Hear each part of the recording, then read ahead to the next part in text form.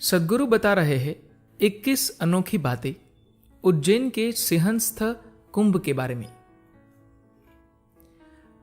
पहली, मध्य प्रदेश के मालवा में क्षिप्रा नदी के तट पर हजारों वर्षों से भी पहले से बसी है भारत की सबसे प्राचीन सांस्कृतिक एवं धार्मिक नगरी उज्जैन।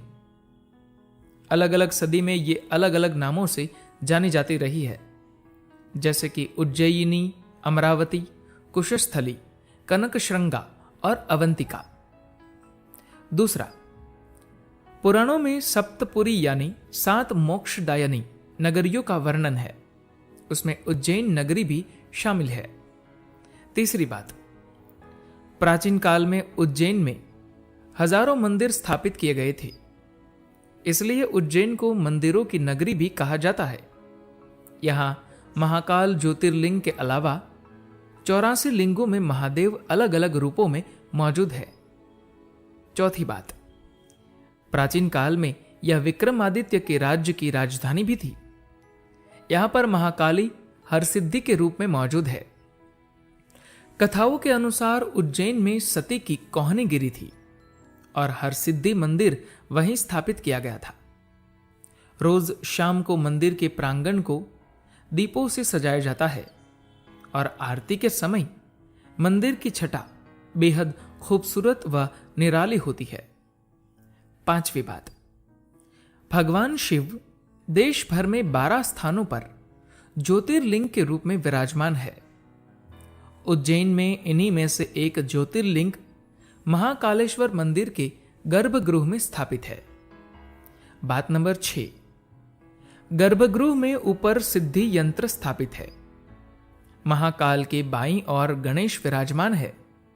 दाईं ओर त्रिशूल के पीछे कार्तिकेय और दोनों के मध्य में है पार्वती। बात नंबर 7, गर्भगृह के बाहरी नंदी की प्रतिमा मौजूद है। दर्शनार्थी यहां पर बैठकर गर्भगृह में प्रवेश करने का इंतजार करते हैं। अलग अलग प्रांतों और समुदायों से आए हुए भक्त तरह तरह की साधना करके भगवान को प्रसन्न करने का यत्न करते हैं। दिन भर पुजारी पूरे विधि विधान से पूजा अर्चना करते हैं और अलग अलग तरह की आरती समर्पित करते हैं। यहां प्रार्थना के बाद अपनी मनोकामनाओं को नंदी के कान में कहने का चलन भी है। इन सब पूजा अर्चना आरती भक्ति के बीच में कई सदियों से विराजमान है महाकाल। 8वीं बात, मुक्ति की ओर ले जाने वाले महाकाल की आराधना में कई आरतियां की जाती है। सूर्योदय से पहले भस्म आरती से दिन की शुरुआत होती है।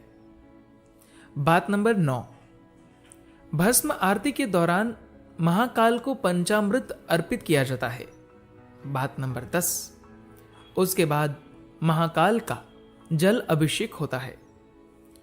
बात नंबर 11, और फिर अनेक विधि विधानों से महाकाल का श्रृंगार किया जाता है।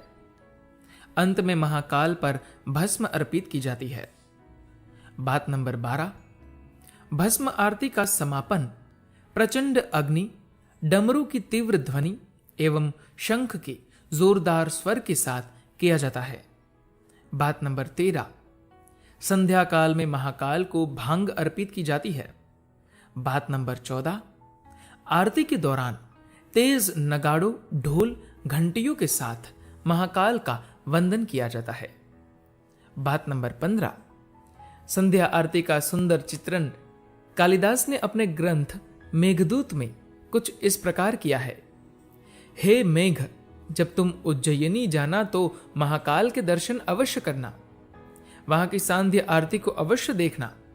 संध्या काल में लाखों की संख्या में पक्षी मंदिर के प्रांगण में लगे पेड़ पर एकत्रित होते हैं और आरती की भव्यता में 4 चांद लगा देते हैं। बात नंबर 16, महाकालेश्वर मंदिर में गर्भगृह के अलावा 2 और महत्वपूर्ण हिस्से हैं। सबसे ऊपरी सतह पर मौजूद है नागचंद्रेश्वर, जिनके दर्शन केवल नाग पंचमी को ही होते हैं, और उसके नीचे मंदिर के पहली सतह पर ओमकारेश्वर रूप में शिव विद्यमान है। बात नंबर 17, सिंहस्थ कुंभ उज्जैन का महान धार्मिक पर्व है। 12 वर्ष के बाद जब सूर्य मेष राशि में हो और बृहस्पति सिंह राशि में हो, तब उज्जैन में कुंभ होता है। बात नंबर 18। कुंभ का शाब्दिक अर्थ है कलश। पुराणों में वर्णित कहानी के अनुसार समुद्र मंथन से अमृत लेकर जाते समय अमृत की 4 बूंदें कलश में से पृथ्वी पर गिरी। उसके बाद उन 4 स्थानों हरिद्वार, नासिक, प्रयाग और उज्जैन में कुंभ मेले की प्रथा की शुरुआत हुई। बात नंबर 19। कुंभ के दौरान चैत्र मास की पूर्णिमा से लेकर वैशाख की पूर्णिमा तक पवित्र शिप्रा नदी में स्नान करने को काफी महत्वपूर्ण माना गया है। बात नंबर 20। महाकाल के दर्शन हेतु श्रद्धालुओं की भीड़ सदियों से लगती रहती है। बात नंबर 21।